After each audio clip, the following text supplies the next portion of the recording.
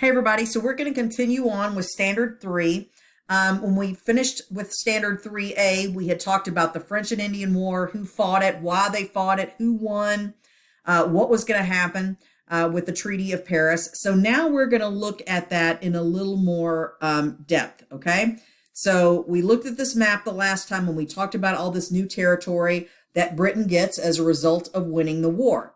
Now, one of the downsides, one of the negatives to the fighting this war is that England is going to be heavily in debt, right? It costs a lot of money to fight a war. And that's what's going to happen in England. They are going to be in serious debt. And so they've got to come up with a way to pay off their war debt, okay? Now, remember that term that we talked about where in the colonies where Britain sort of relaxed their watch on taxes and tariffs and smuggling and all that thing that kind of left the colonists to sort of do their own thing. Remember that term salutary neglect, right?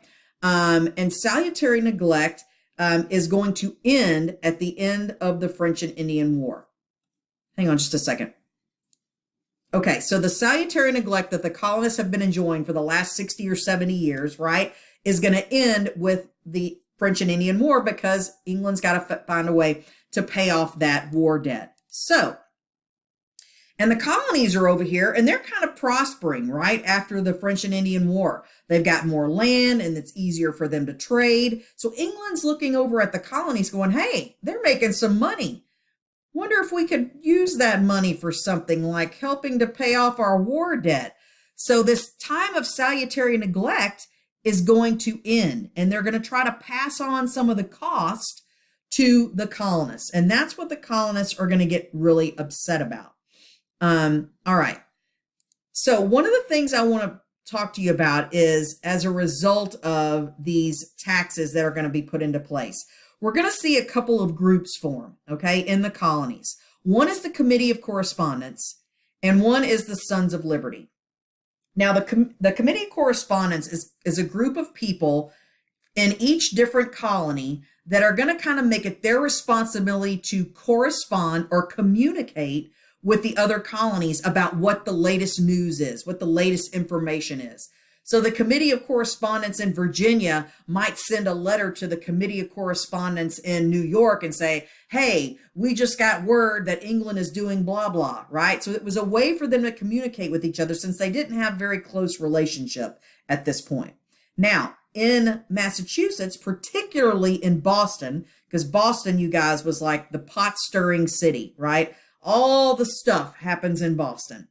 The Sons of Liberty are a group of colonists who every time England tries to impose a new tax or a new rule or do something, the Sons of Liberty are going to speak up to everybody and they're going to tell them how unfair this is and we should boycott England and we should riot and we should do all of this stuff. So the Sons of Liberty were really, they form after the Stamp Act is passed, okay? And they are going to start speaking up and causing all of this unrest in the colony. Now, one of the things I want you to know about the Sons of Liberty is that a lot of times their boycotting and their protesting would tend to turn violent. So just like this picture where you see the Sons of Liberty tarring and feathering one of the tax collectors, you guys, tarring and feathering was a horribly painful, terrible type of torture.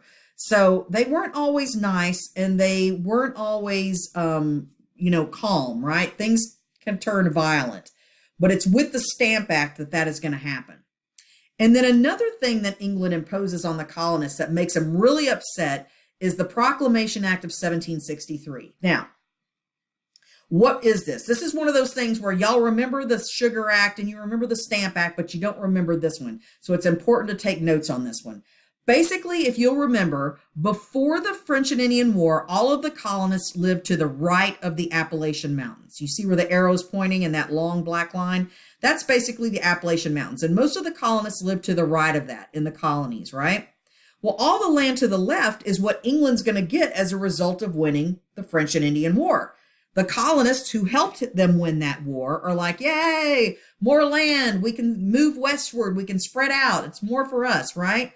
We helped them win. We earned this. The problem with that is that England understands if the colonists move out into this new area, you see all these names, the Wyandottes, the Delawares, the Shawnees, the Cherokees, the Chickasaws, right? If the colonists move west, they are going to have run-ins with the Native Americans, and they're going to look to England to protect them. So England would have to build forts out there. They would have to send British troops out there. They would have to dress them and feed them and house them and give them weapons. And that costs a lot of money. And money is one thing England does not have right now. So in an effort to stop that, England is going to pass the Proclamation Act. And what it tells the colonists is you cannot settle past the Appalachian Mountains.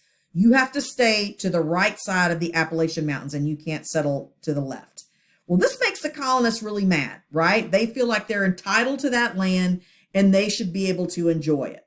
Couple of things else I want you to know about this. Number one, the colonists are going to ignore the proclamation. They're just going to go right on and settle to the left of the Appalachian Mountains. And unfortunately, England is not really going to be able to enforce this law very well because it is a huge amount of land that they would have to cover with troops and everything else. So they make the Proclamation Act.